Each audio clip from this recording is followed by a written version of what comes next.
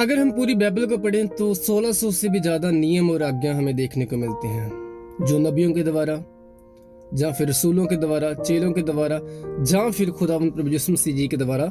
Total मिलाकर हमें 1600 से भी ज़्यादा जो है नियम और आज्ञा देखने को मिलते हैं। और मुझे लगता है कभी ना कभी इंसान जो सोचता है कि इंसान जो महसूस करता है कभी कभी इन नियम और आज्ञा को लेकर, वो इन नियमों को, जो आज्ञा को एक बोझ समझने लग जाता है। कहीं ना कहीं वो सोचता है कि ये नियम जो हैं, ये जो आज्ञा है, ये इंसान की जो आज़ादी होती है उसको कैद में बदलता है।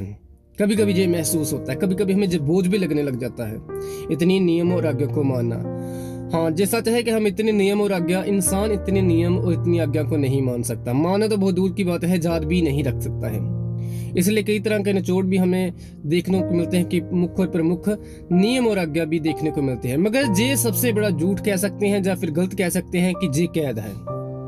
ये नियम और जो पाबंदियां हैं ये इसलिए नहीं बनाई गई हैं कि इंसान कैद को, अपनी आज़ादी को खो दे या फिर नियमों को मानना कैद समझे। नहीं, नियम असल में आपको कैद करने के लिए नहीं बनाए गए हैं। नियम और आज्ञा आपको बचाने के लिए बनाए गए हैं।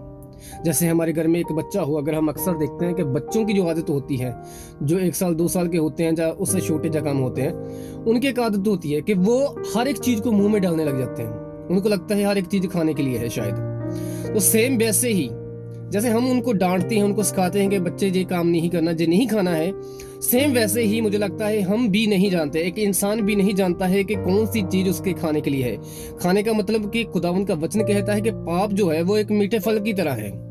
तो हम नहीं जानते हम जो काम कर रहे हैं वो हमारे लिए अच्छा है, हम जिस लड़की के साथ विचार कर रहे हैं, रिलेशन में है, वो हमारे लिए सही है।